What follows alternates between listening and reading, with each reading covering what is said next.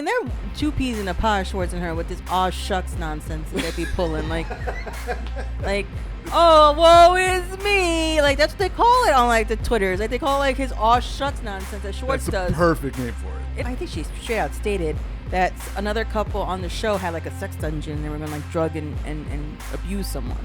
Like, hold on. Back up. There was a sex dungeon on which show? Atlanta. It wasn't real. She made up this lie. I didn't call you a crackhead. I said you had crackhead energy. I think that holds up in court. Does it? Still referring to this person as a crackhead. But she didn't say she was doing crack. That's the gray area. You're crackhead adjacent. I hate when people say you're adjacent. Like, oh. I say it all the time. We really overuse the word adjacent. I always say I'm hood adjacent. You're I wasn't born in the hood, but I was hood adjacent. I can say the same thing from where I grew up. Like the next town over. Yeah, Asbury Park in the 80s? Yeah, I'm sorry.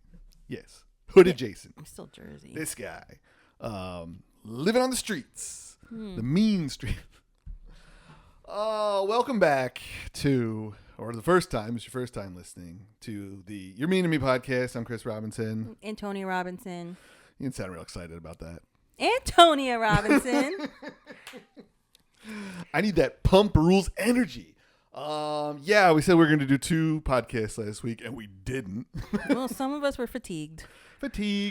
And we're going to record 2 at once right here. So this is going to be more about reality stuff, VanderPump Rules, Real Housewives, and then we're also going to do a wrestling episode.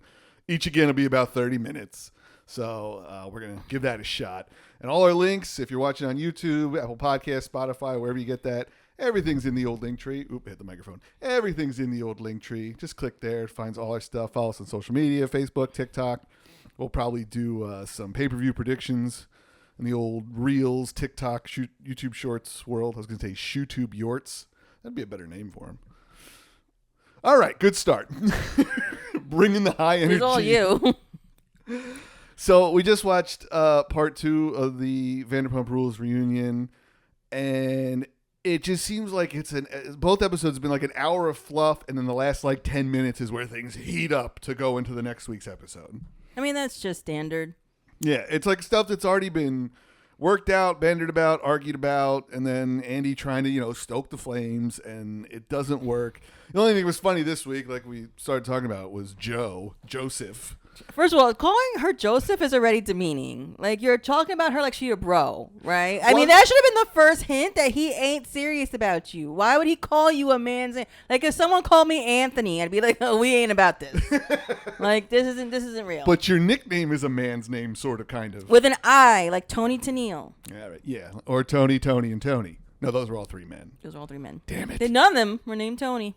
Assholes. We can't curse, otherwise our TikToks won't go through it. We really went a little heavy on the cursing on the short I made about a week ago. Didn't fly well on YouTube. No violence on TikTok, like no wrestling like footage, and no cursing. We don't have to on go over YouTube. the terms and conditions of the social media stuff. And if you hear in the background, our air conditioning's on because it's like 80-something degrees in Jersey. So Heat wave. I apologize if the audio quality isn't up to par. But yeah, Joe the crackhead. Don't say that. They're actually going to come and sue us. They've all got fucking podcasts. That's all these people do. Joe's got a podcast. She doesn't have a podcast. She just goes on like Instagram Live and reads her like text from Schwartz. It's 2024. That's a podcast. That counts. Raquel's got a podcast. Sheena's got a podcast. Everybody's got a podcast. These kids today. Leave it to the unfamous people with the podcast. You famous people have TV shows and you go on late night talk shows and that shit, morning shows. Leave the podcast to the little guy and the little gal, right? The tiniest of gals, really. The tiniest. You're like 4'5", right? 5'7", 3'2". I don't know. No heights. Anyway, so yeah, Katie is my favorite part of Pump Rules because she is just a relentless see you next Tuesday. And she didn't really apologize for the things she said. She's like, yeah, I don't like you, and that's the way it is. And she crushed her on social media, crushed her on the show, made her cry made her cry on the reunion. Like Joe is the crier. And it's partially Schwartz's fault. It's all Schwartz's fault. Yeah. It's all Schwartz's fault. Sorry, Tom. It's just Dudes named Tom on this show can't win. Wouldn't you say? They don't deserve to win. They don't deserve to When you're losers, you don't deserve to win. But yeah, that whole thing was ridiculous. And then the end of the show, James and Sandoval get into it about some more nonsense. Sandoval's pulling like a Louis thing here with like, I won't say what I know. And all these like vague threats like I've heard some things. And like, homie, say what you got to say and say it with your chest. Okay? My famous Louis impression. Oh, you're going to find out. Oh, you'll know when you know. Oh, don't worry. It's coming. Don't allude to things. Stop with this, like, I know things. Like, leaving us to fill in the blanks. You know what you're doing. Like, stop it. What were they even arguing about? The dog situation? The dog situation. He's like, well, I think it was also, like, a really stupid argument for, I'm going to say it's for James to start. Like, oh, but you were okay with him when it was a hippie. And I was like, that wasn't his dog, so. Yeah. I feel like the connection was forced. It's always whataboutism with Tom. What about this? What about that? Yeah, but I think this time James was the one who did it and it was stupid. I don't think it made sense in this context. Yeah. Like, oh, you were okay when Raquel took my dog. I was like, what was he gonna do? Stop her? Like, this wasn't his. Like, he wasn't fighting about your dog for you. I don't get James and Sandoval's relationship because like it was very contentious throughout the season. They kind of feel like exes that still have to see each other, and they're like that's 100% what it is. They were buddies. They were friends. And then he slept with his former fiance, and so now there's like this. I mean, they were like, "Oh, go play on your laptop." Like, "Oh, go sing terribly," because Tom sang. Yeah, the fallout was because of the betrayal, and because he did help actually. I forgot what they call it. I think they called it Rochella, where he proposed to Raquel. James did, and like Tom had a big hand in like the planning and putting that together. So it did feel kind of like you were so supportive of a relationship, and then the minute that she wasn't mine, like you went after her, like that kind of felt shitty. I think it's the same thing. It's the same issue Katie has with Joe. Because remember, she mentioned Joe sent her a text out of the blue. They weren't that close, but saying, "Oh, I'm here and I support you. I understand what you're going through." And the next thing you know, you like banging my ex-husband. You're couch surfing in his apartment. Yeah, I love that. So I mean, I don't feel sorry for Joe. I feel like that was calculated. Like you want to seem sympathetic and like you care, so that you can go after the ex-husband and not feel guilty. So and it bit her. It bit her because he'd never committed to her.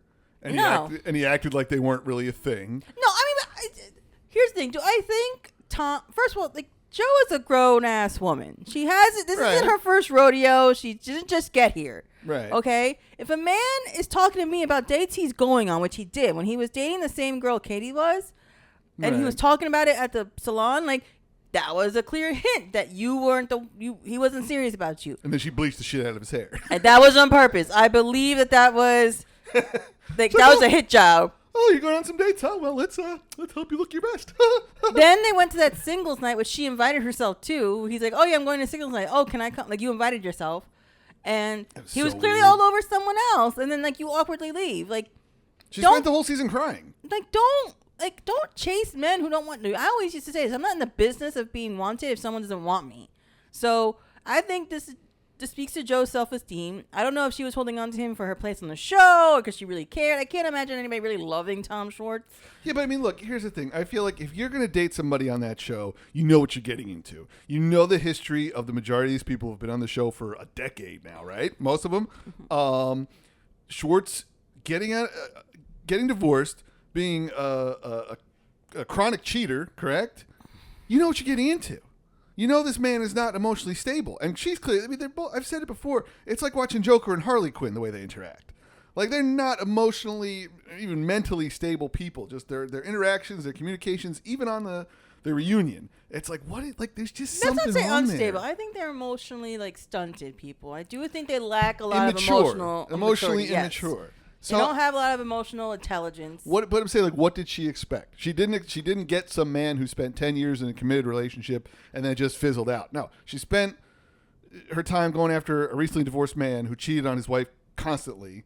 And what else do you expect? As I'm saying, she wanted on the show. These people want on the show because they want their 15 seconds of fame. And then now look, she's doing Instagram lives. Next will be a podcast. Then it'll be a book deal. Then it'll be a news. Like she's going to turn this into her becoming an influencer because from her perspective and the way she's framing herself, she wants the sympathy. People, oh, poor Joe. Poor Joe. She was mistreated by Katie. You know what? She does mirror Schwartz. I mean, there are two peas in a pod, Schwartz and her, with this shucks nonsense that they be pulling. Like, Oh, woe is me. Like, that's what they call it on, like, the Twitters. Like, they call it, like, his aw shucks nonsense that Schwartz does. That's the perfect name for it. It is. Like, that. I mean, I didn't coin it. That's a Twitter thing. No, we're going to trademark that. But, like, but they're the same. They have that same energy. Like, you can't be mad at me. Look how goofy I am. Like, it's really ridiculous. And, like, you want to hate them, though, because it's like, this is an act. Like, that this is, like, it's almost like planned. Like, it's almost like what they call it, like, weaponized incompetence. This is weaponized, like, immaturity.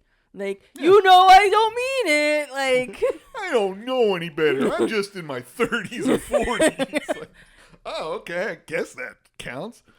But, they're weird people. I'm kind of glad, hopefully, if the show does move forward, which it's kind of up in the air right now, I hope she's not on it. Like, he's seeing somebody, and even she was like... Well, he straight up, like, said he blocked her and he wants nothing to do with her anymore. Now. And I hope... You're talking about now in terms of the social media now as opposed to the reunion. Okay. But I hope...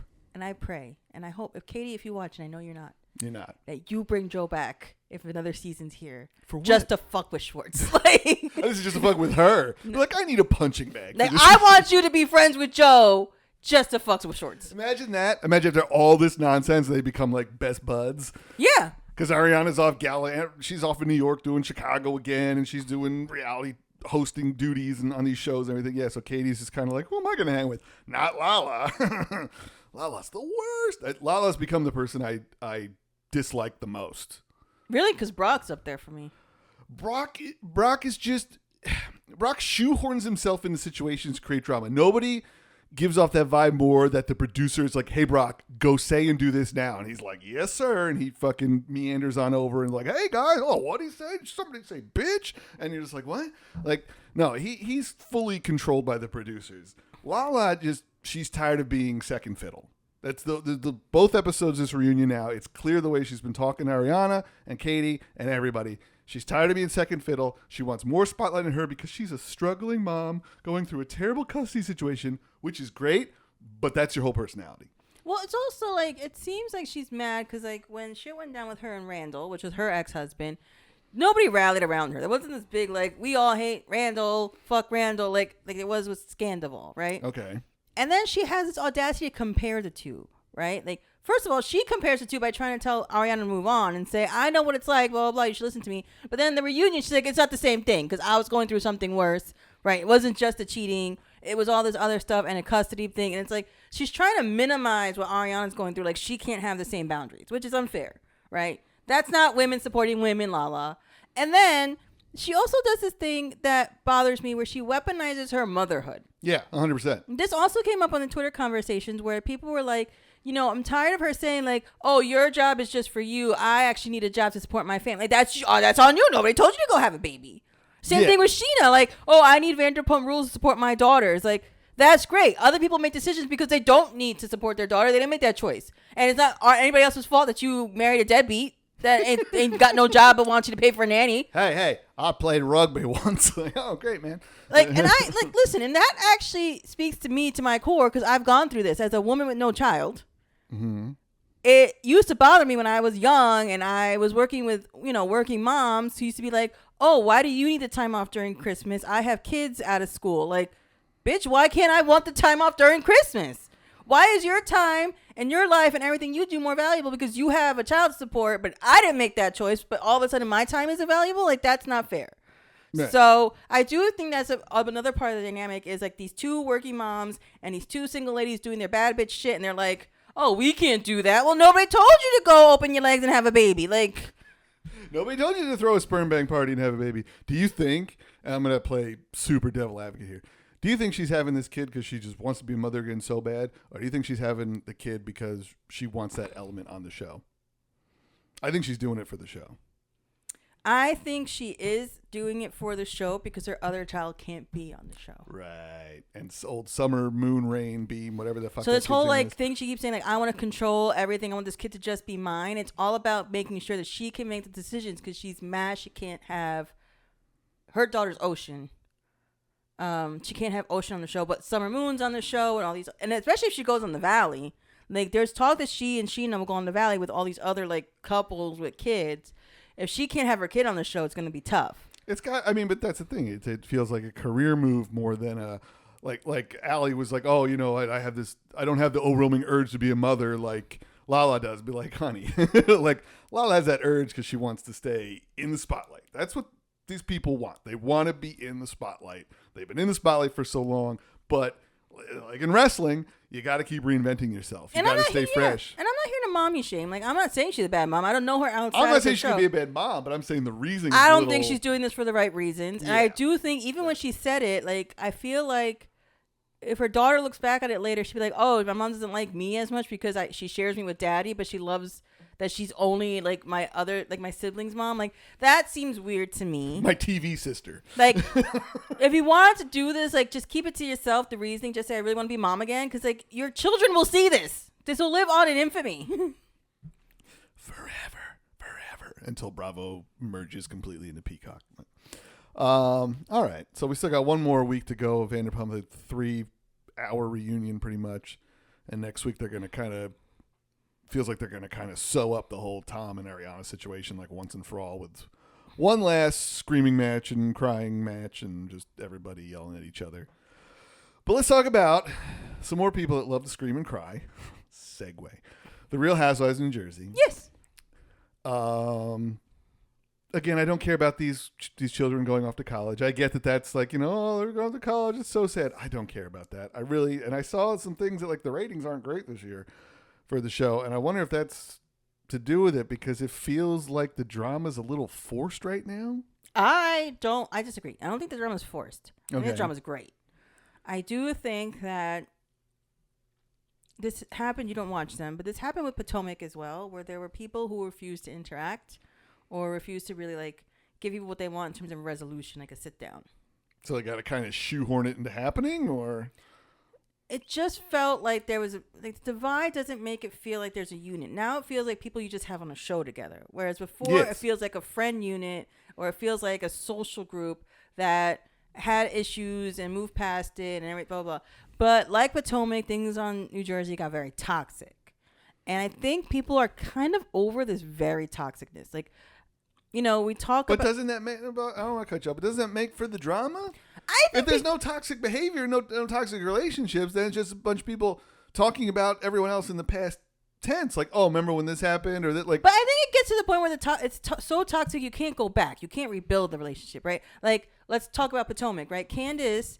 last season had Giselle accuse her husband of something inappropriate. Right, yeah, I remember. Like, I'm sorry. I don't care who you are. I don't care how we hash it out. I don't care how much I want to understand your perspective on this. If you come in for my husband and you say some nasty shit like that, I'm never looking at you again. I don't want you in my life. I don't trust you.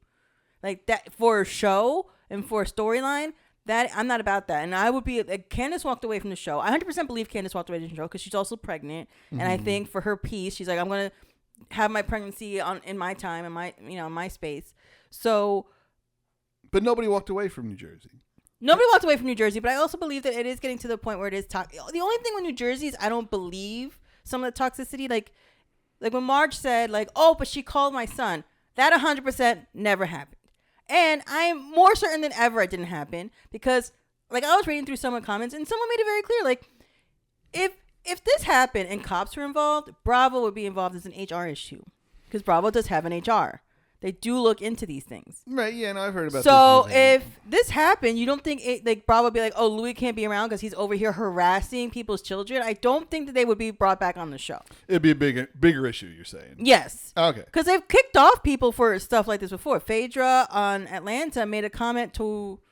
She not made a comment, but she I think she straight out stated that another couple on the show had like a sex dungeon and they were going to like drug and abuse someone. Like, hold on, back up. There was a sex dungeon on which show? Atlanta. It wasn't real. She made up this lie that, oh, they have like this sex dungeon and they're going to drug you and well, Peacock's going to be pissed because I would have been on the TV like, let's go to this episode. Let's see this Real Housewives sex dungeon I've heard nothing about. It wasn't on the show. It was a rumor that she brought on, but it was clearly unsubstantiated and clearly very gross, and she was not on the show the next season. Why did you even bring it up? Because it was a point I was trying to make that if something that gross and that bad happens... Whoa, don't sex dungeon shame these people. Then... like Louis and Teresa could not be on the show if they did that. I got you. Okay, so back to the actual episode, though. it seems that all the drama right now is stemming from Jen Fessler and whether she told Teresa something and them holding her accountable. And then who's the blonde woman? Not Danielle, the other blonde woman who came in. Jackie.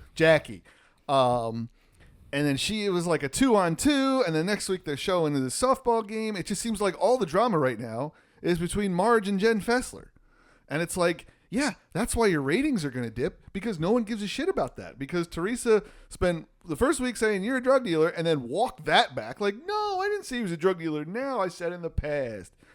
And then it's back to, oh, my daughter's going to college and we're so sad. Like, that's not what people tune in for. Like, that's like, so. First of all, yes, I do. I love watching. No, they don't. That's people really love turn it because you love Teresa's overall character. You love her overall story as a person. Yes. I love seeing the growth. You remember, I've been watching this since season 1. But nobody watches these shows because these are actual housewives. Nobody watches these shows because there's some 50s housewives folding laundry and vacuuming and putting laundry on the line and waving to their neighbors and going grocery shopping with one little bag. They watch it because they want to see these bitches flip tables and scream at each other and throw drinks in their faces. They will do that, but there's a lot of not screaming and not table flipping that you see. Sometimes you enjoy seeing them have, like, stupid fun. I mean, I didn't like seeing them take shots out of a sex doll, but maybe someone did. I forgot about that. Now I'm back in. Not to mention, their kids were there. So, yeah, good luck. My favorite part of the episode was Frank telling, oh, God, I'm bad with names on the show. So telling his ex-wife. Who's his ex-wife? Dolores. Telling her and Paulie about his upcoming proposal to his girl, but he started it off like he was being sent away in like the what do you call it? The what do you call it when you're they have to like give you a new identity? Oh, like witness protection? Yeah. He's like, guys, I want you to know I have to go away for a while. I'm going to Costa Rica and I don't know when you're gonna see me again. When I come back, hopefully I'll be engaged to my lovely girlfriend. It's like, what? Like Frank's been hitting the head a few times. But yeah, that to me was my favorite part of the episode. And then him like sitting down and he was talking to Paulie after that, right? Or who was he talking to? He was sitting down with the guy. Oh, he was talking to Joe? Yeah, I think so. About everything? Yeah, but yeah, the ass shots and that. Like, so look, I'm not saying this show's like a total drag.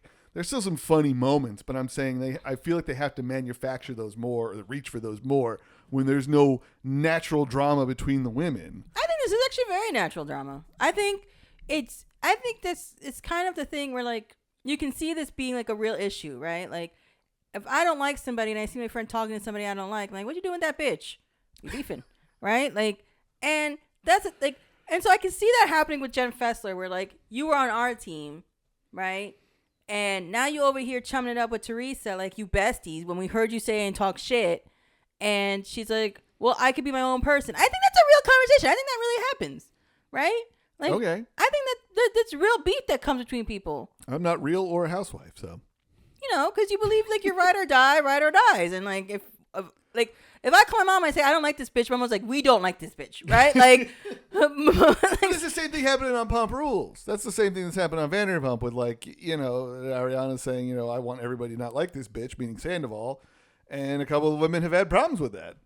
It's one of those things, you can't, these women on both shows, and it seems like that's a core part of them, is like drawing up the playing favorites and being on whose team and drawing lines in the sand and seeing who is tiptoeing over them. Like, that's where the drama comes from. It's like, yes, but I don't think it's fabricated. I don't think it's fabricated. I think it's... No, I think it's fabricated. I think it's just a core of it. You can't tell grown-ass women who to be friends with and who not to be friends with. They're not always going to listen, and you have to know that. Yeah. So, I mean, I am over the Fudas. I'm tired of them on my TV.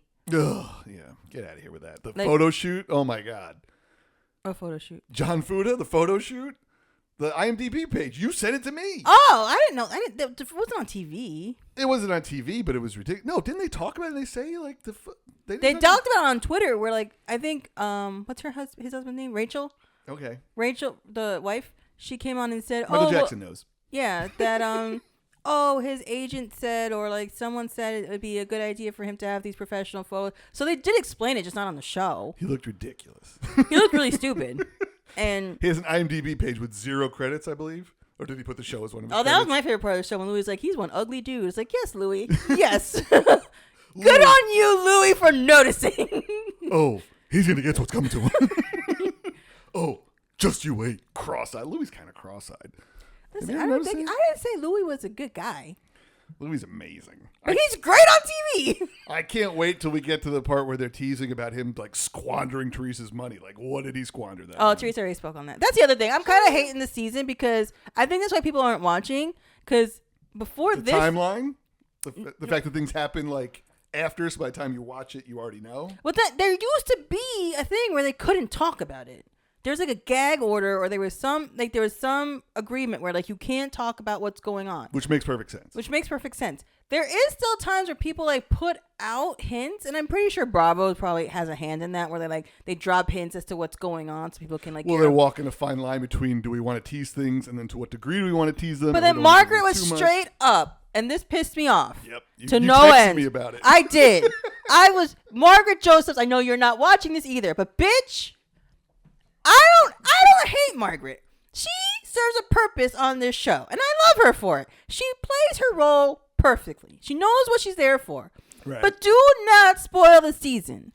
Okay? This is not what we want. I don't want to hear that, oh, she found out I talked to his ex. Because you're trying to get ahead of it. Don't get ahead of it. Let shit happen naturally. Let the audience see it for what it is, and then talk about it at the reunion. That's how the whole thing goes. That's the recipe for this, okay? The reunion's the best part. This is what we do. This isn't your first season. You ain't new here either. Didn't just get here. Bitch, you ain't new here. So why are you talking about this? Why are you taking the wind out of the sails? That's why I 100% believe that's why the ratings are down. Because everybody's like, we know what's going to happen. Why am I watching? I'll just wait for the reunion for everything to happen. And that's the problem with a show that's, life goes on after they film, and then they gotta, it's kind of showing you, hey, here's what happened a few months ago, but stuff's still happening. I also think production took too long. I think because this has been almost over a year now since they started filming, because this is like the end of last summer. Okay. So it's been almost a year, right? We're almost in June, and I think production could have had this. Like, I don't think TV. I mean, they got cameras rolling after Scandival right away and had that last episode ready in weeks. So don't tell me it took you 10 months to put this fucking season together. And these people also have podcasts and morning shows and digital shows and they do the whole media rounds. And yeah, like you said, if they're not signed to any sort of like NDA thing where they can't talk about anything in the season, shit's going to slip because they want to come off interesting. They want the blogs to get their little quotes and tidbits. They want these podcasts to get little quotes and tidbits. And it comes out. And then, and you consume that stuff. So then it has the potential to ruin certain moments of the show for you. I don't know. I like spoilers. I know you do. I love spoilers. He does. So. But I don't. I know. I don't want to to know the story. That makes perfect sense. Yeah. So I think that's why ratings are down, and I personally hate it. I hope Bravo's letting the Housewives slip. I really do. I feel like they had a tighter grip on them. They had a tighter rein. I do think maybe part of it might have to do with the lawsuits that have been coming around. And maybe Bravo's trying not to look like assholes. But these Housewives are out of hand now. Because this is not the first time. Like, now they're talking about, like, Real Housewives of Atlanta. And they think too much is coming out. You know who signed before they do. Like, I don't know. I think... That's the internet. I mean, I'm surprised they've held off from this happening this long. You're acting like it's a new thing. It's one thing for information to just get out there. I'm not happy with seeing the actual Housewives talk about it. Like, this is a new level of, I'm tired of this. Like, I got you. Like, Margaret Joseph just ruined the whole season. And all for what? Just to, like, make sure her name didn't suit, like you're going to look bad regardless, Margaret. Spotlight. They all want the spotlight, however they can get it. Whether it's on a podcast or on a blog or whatever it is. Well, like Lala said, they're living in the comment section. All right. So we'll wrap up there. The reality side of things, like I said, we're going to do 2 this week. We're going to record them all at once. Then I'm going to do a whole crap ton of editing. But thank you for listening, for watching. YouTube, Apple Podcasts, Spotify, wherever you get podcasts. Got a bunch of new platforms I threw the show up on with the RSS feed. So Linktree, we're on Facebook, TikTok, Instagram, Twitter, all that jazz. Make sure you click down below and give us a follow and a subscribe and a like and a comment. Let us know. What do you guys think? What do you gals think? What do you people think? You people. I know. About what's going on the Housewives, on Pump Rules Reunion. Let us know your thoughts. Right? Do you want to know what the people think? No, I don't care. My opinion is all that matters. So Well, I care. save okay? your opinion. Oh, she's I don't want it. And if you're coming for Teresa, spare me. It's called engagement, you fool. Oh, I mean, go ahead. Yes, please leave a comment below. Say goodbye, Tony. Bye, Tony. You're fired.